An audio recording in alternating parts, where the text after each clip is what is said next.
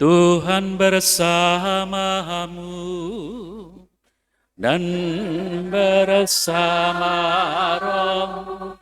Inilah Injil suci menurut Lukas.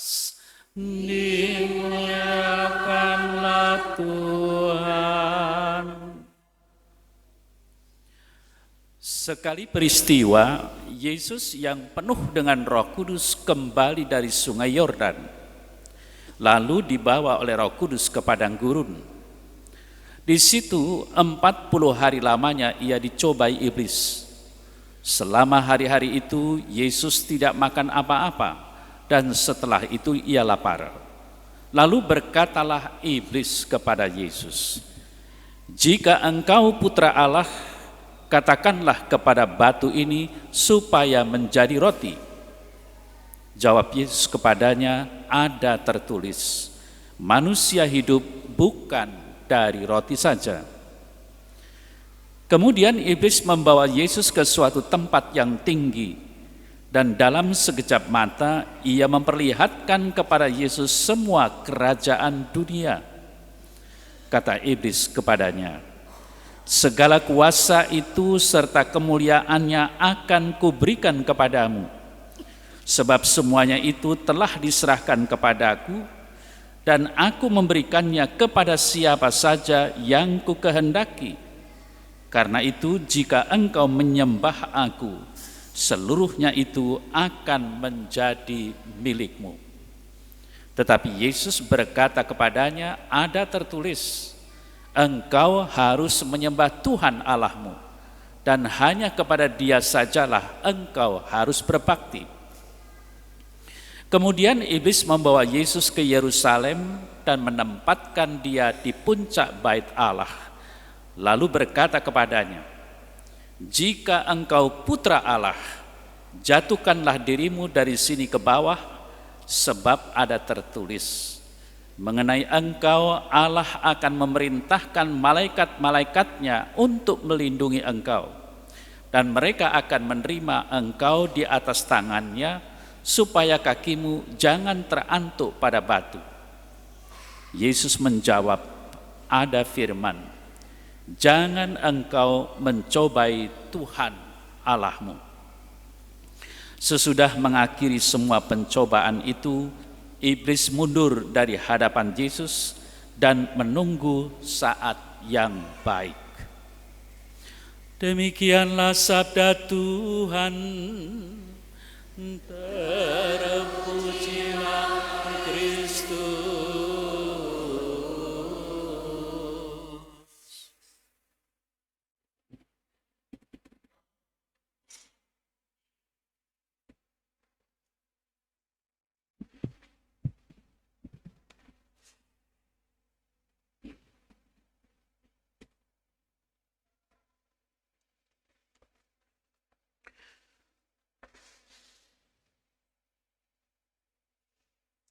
Saudara-saudari yang terkasih, peristiwa Yesus yang dicobai iblis di padang gurun kita tahu. Setelah Yesus itu dipermandikan Yohanes di Sungai Yordan.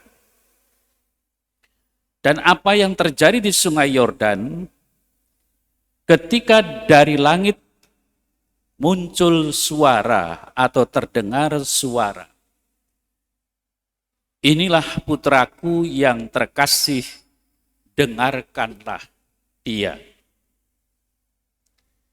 Dengan sangat jelas dinyatakan, dialah putraku yang terkasih. Lalu apa yang tadi kita dengar bersama ketika Yesus dibawa ke padang gurun dan dicobai iblis. Iblis mengatakan, "Jika engkau putra Allah, katakanlah kepada batu ini supaya menjadi roti." Pertama-tama saya akan mengajak Anda untuk merenungkan apa arti dari putra Allah. Karena itu yang menjadi sasaran dari iblis dalam pencobaan kepada Yesus ini. Sejauh kita mengerti sebagai manusia, tentu saja manusia beriman, kita sebagai anggota keluarga pastilah mempunyai anak. Tentu hal ini yang dikaruniai anak oleh Allah. Dan anak-anak itu kita cintai, kita kasihi. Realitanya, di antara anak-anak, siapa yang paling dikasihi? Adalah anak-anak yang menuruti perintah-perintah orang tua. Itu faktanya. Soal semuanya dikasih, iya. Tetapi kalau ditanya siapa yang paling dikasihi, pada umumnya akan ditanggapi atau dijawab, yakni yang suka selalu menuruti apa yang diperintahkan oleh orang tuanya. Sampai di situ saya pikir jelas. Nah, sekarang Yesus yang disebut Putra Allah. Lalu Yesus yang dicobai. Dan dia tetap mempertahankan bahwa dirinya itu Putra Allah. Tetapi ketika dia disuruh oleh iblis mengatakan bahwa batu ini supaya menjadi roti, Yesus mengatakan manusia hidup bukan dari roti saja. Dan ini diambil dari Injil Lukas. Kalau Injil Matius dikatakan manusia hidup bukan dari roti saja, tetapi dari setiap firman yang keluar dari mulut Allah. Artinya apa? Artinya di sini Yesus selalu mendengarkan apa yang dikatakan Bapanya, dan Yesus selalu berusaha untuk mengikuti, menuruti apa yang diinginkan Bapanya. Karena dia adalah putraku yang terkasih. Dengan kata lain, dengan menjawab bahwa manusia hidup bukan dari roti saja, Yesus tidak menuruti iblis, tetapi mendengarkan dan mengikuti apa yang dikehendaki oleh Allah Bapanya. Itu percobaan yang pertama. Lalu pencobaan yang kedua, ketika iblis membawa ke tempat yang tinggi dan memperlihatkan semua kerajaan dunia, iblis menyatakan, segala kuasa itu serta kemuliaannya akan kuberikan kepadamu, sebab semuanya itu telah diserahkan kepadaku, dan aku memberikannya kepada siapa saja yang kukehendaki. Karena itu, jika engkau menyembah aku, seluruhnya itu akan menjadi milikmu. Ini kata iblis. Apakah benar? Kita tidak pernah mendengar atau membaca bahwa Allah itu menyerahkan kuasa kepada iblis. Tidak pernah. Berarti di sini iblis bohong. Yang pertama. Lalu yang kedua, dia akan memberikan kepada siapa saja yang dikehendaki, lalu dia meminta supaya menyembah dia, iblis. Untuk apa? Supaya yang dimiliki itu menjadi milik yang menyembah. Ini pun bohong dalam arti semua yang ada di dunia ini diciptakan oleh Allah dan milik Allah. Dan itu diserahkan kepada manusia, bukan kepada iblis. Sehingga saudara saya yang terkasih, kalau iblis mengaku-ngaku ini telah menjadi miliknya, sekali lagi ini menipu. Lalu dengan jawaban Yesus yang menyatakan, karena itu dia menyatakan dengan jelas, ada tertulis, engkau harus menyembah Tuhan Allahmu, dan hanya kepada Dia sajalah engkau harus berbakti. Ini menunjukkan kepada kita semua bahwa Dia, Yesus yang adalah Putra Allah, selalu dan tetap mempercayai bahwa Allah Bapanya itu adalah Allah sejati yang memiliki segala sesuatu yang telah diciptakannya ini, dunia dan seisinya. Maka hanya Allah Bapanya itulah yang patut disembah, dan di mana manusia itu harus berhamba kepada Allah, bukan kepada iblis. Itu pencobaan yang kedua. Lalu pencobaan yang ketiga. Ketika iblis itu membawa Yesus ke Yerusalem dan menempatkan Dia di puncak bait Allah, lalu mengatakan, jika engkau putra Allah, jatuhkanlah dirimu dari sini ke bawah, sebab ada tertulis, mengenai engkau Allah akan memerintahkan malaikat-malaikatnya untuk melindungi engkau, dan mereka akan menerima engkau di atas tangannya, supaya kakimu jangan terantuk pada batu. Kalau pencobaan pertama dan pencobaan kedua ditanggapi atau dijawab oleh Yesus itu dengan firman Allah, sekarang iblis yang menggunakan firman Allah dan dia menyatakan, sebab ada tertulis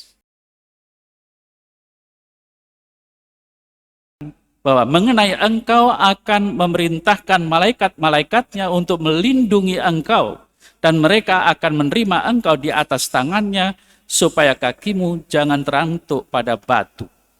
Ini di dalam perjanjian lama. Nah, tapi kemudian jawab Yesus ini yang terpenting.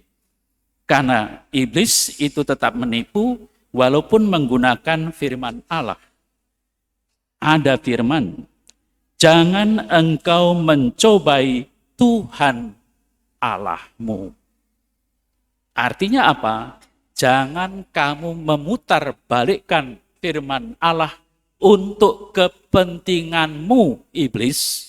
Itu sebenarnya. Nah, lalu bagaimana?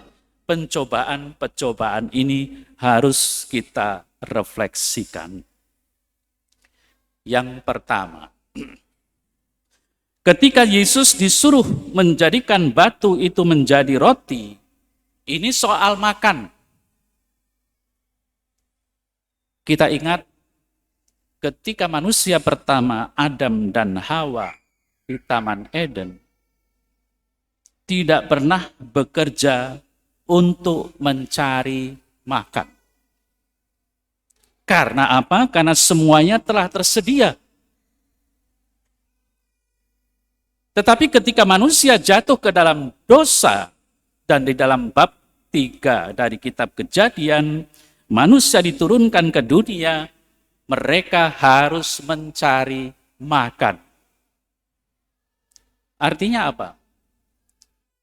Kita merasakan sebagai manusia seolah-olah menurut pandangan dunia, mungkin itu benar, bahwa kita di dunia ini yang terpenting adalah makan. Maka coba bayangkan kalau Anda tidak mencari duit untuk membeli makanan. Atau merenungkan kalau tidak mempunyai pekerjaan dan tidak bisa makan. Artinya penderitaan itu ada di hadapan Anda, bahkan mungkin kematian fisik duniawi kita itu akan terjadi. Maka dari itu manusia di bumi ini walaupun beriman tetap mengejar soal makan.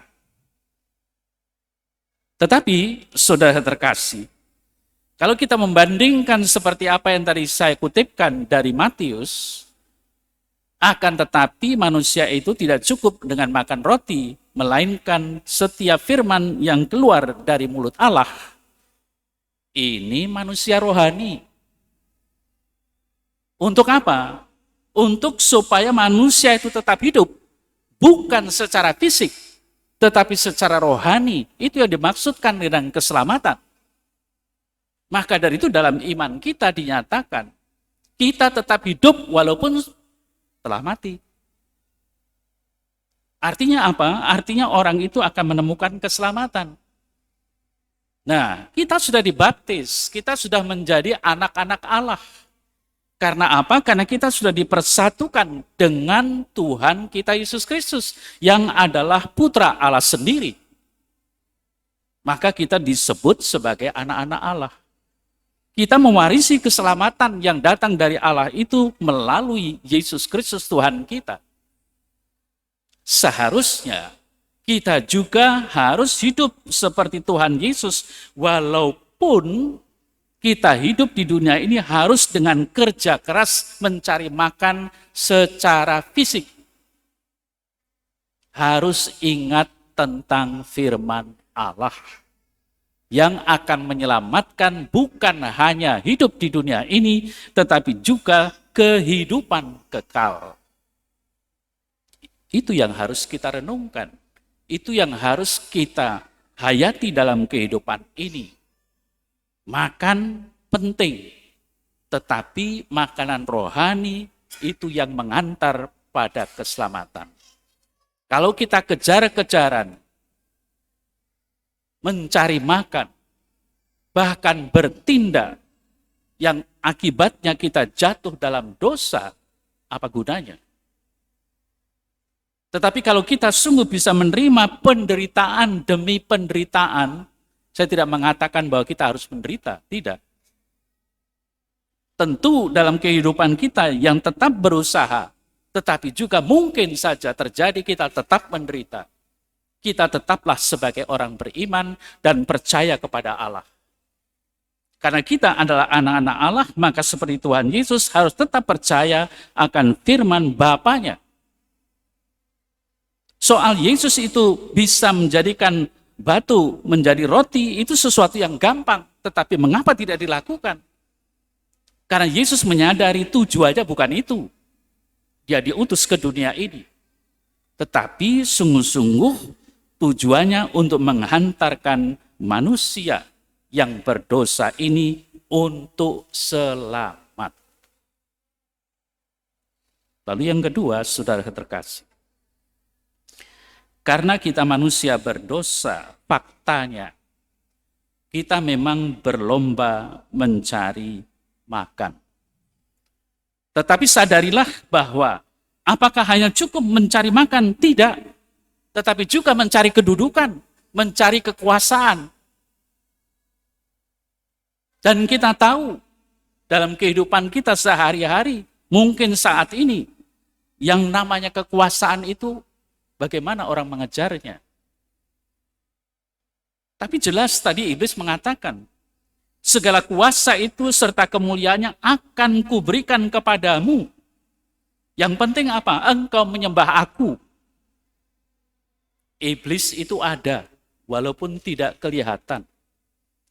Iblis itu bisa menguasai manusia, sehingga iblis bisa menuntun, memimpin manusia. Untuk mendapatkan kekuasaan itu gampang. Koruptor yang korupsi itu kan gampang. Pencuri yang mencuri itu gampang. Tapi kita tahu bahwa itu tuntunan siapa? Allah. Tidak. Itu tuntunan iblis. Nah, maka dari itu jelas di sini sesuatu melawan apa yang dikehendaki oleh Allah Bapa.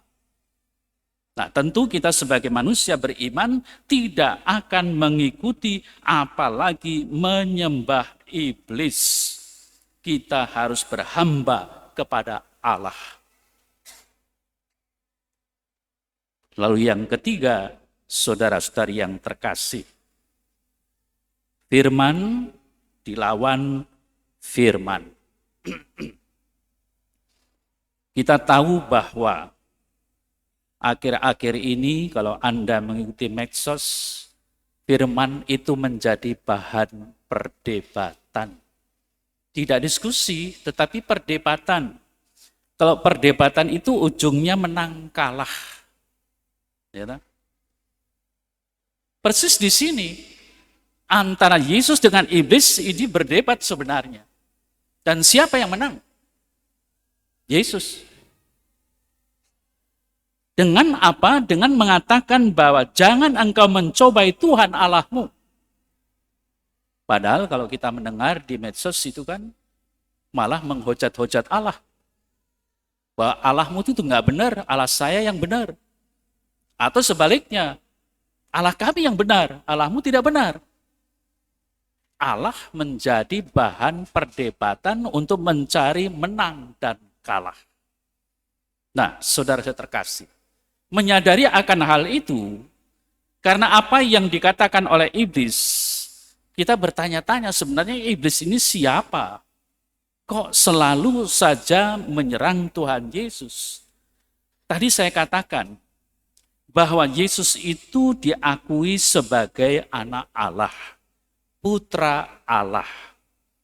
Nah, iblis itu adalah sebenarnya malaikat yang jatuh dalam pencobaan karena malaikat-malaikat itu tentu sebagian yang melawan apa yang menjadi kehendak Allah. Jadi pada intinya sebenarnya iblis itu juga malaikat. Malaikat itu tahu. Kita kan pernah mendengar dalam kitab suci yang mengatakan bahwa ketika iblis itu menyatakan dia tahu siapa engkau. Engkau yang kudus yang datang dari Allah. Itu iblis. Apakah kita tahu seperti yang dikatakan iblis? Mungkin juga tidak. Berarti iblis lebih pintar. Nah, mengapa? Karena iblis atau malaikat yang jatuh itu adalah makhluk roh yang hidup, boleh dikatakan sejak awal diciptakan dunia ini bersama-sama atau bahkan lebih dulu. Maka mengerti siapa kita. Nah, sehingga saudara terkasih, jelas bahwa iblis ini menjadi musuh Allah. Dimanapun iblis itu akan memperalat manusia, mencobai manusia, apalagi manusia yang sudah dijadikan anak-anak Allah seperti kita, pasti iblis itu akan mencobai. Nah, maka dari itu saudara terkasih, kalau kita memasuki masa puasa dan pantang, setiap hari Rabu dan Jumat yang diawali Rabu Abu kemarin. Tentu saja, mungkin kita dalam melakukan puasa dan pantang, kita dipengaruhi oleh metode puasa dan pantang saudara-saudara kita yang lain. Lalu kan seringkali muncul ungkapan, puasa saya batal. Kan begitu. Mengapa? Kita tidak mampu untuk tidak makan sedikit. Karena maunya setiap makan, entah pagi, entah siang, entah sore, ya kenyang. Maka kita merasa puasa saya gagal. Demikian juga mungkin pada hari Jumat kita tidak berpantang. Karena kita mungkin tidak bisa melepaskan seandainya saya akan berpantang tidak main HP. Ternyata setiap saat main HP. Saya akan berpantang tidak merokok. Ternyata mulut ini menjadi kecut kalau tidak merokok. Saya berpantang tidak minum kopi. Kok rasanya juga kecut kalau tidak ngopi, bahkan ngantuk terus. Betapa susahnya. Jadi kalau diri kita sudah dikuasai oleh iblis, kita dituntun oleh iblis, ya kita akan selalu gagal di situ. Akan menemui kegagalan-kegagalan dalam menjalankan puasa dan pantang. Maka dari itu saudara terkasih, mari dengan firman yang mengingatkan kita semua bahwa Allah itu menghendaki supaya kita tetap tegar sebagai anak-anak Allah dengan senjata firman kita benar-benar bisa mengikuti apa yang menjadi kehendak Allah, maka saya selalu mengatakan, mari kita sebagai orang-orang yang mengikuti Kristus hendaknya selalu mencari, menemukan, dan melakukan kehendak Allah yang ada di dalam firman-Nya, dan juga apa yang kita lihat dalam tanda-tanda zaman yang terjadi di sekeliling kita, sehingga kita berbuat sesuatu atau dapat berbuat sesuatu tidak hanya melihat kenyataan diri kita, tetapi juga melihat orang lain apa yang bisa kita lakukan. Puasa kita sungguh berarti kalau juga berarti bagi orang lain. Itulah juga mengapa ada gerakan yang namanya APP, Aksi Puasa Pembangunan. Ini salah satu bentuk aksi puasa pembangunan itu yang mewujudkan akan mati raga puasa kita. Tetapi di luar APP, kita bebas untuk menentukan kita berbuat apa. Perbuatan, tindakan untuk mengungkapkan puasa dan pantang kita. Bagaimana kita melihat saudara-saudari kita di sekitar kita yang kekurangan dan sebagainya. Tidak mungkin saya akan tunggu bagian dari APP dulu tahun depan. Enggak. Kita bisa berbuat sesuatu dari lingkungan kita dengan apa yang kita usahakan. Nah, maka dari itu saudara terkasih, mari dengan semangat firman yang kita yakini bahwa firman Allah itu benar, firman Allah itu selalu meneguhkan, firman Allah itu selalu menuntun kita ke jalan yang benar, hendaknya kita selalu akan menjadi orang yang beriman yang sejati. Dan kita ungkapkan dalam masa Prapaskah ini soal bagaimana kita berpuasa, bagaimana kita berpantang. Amin.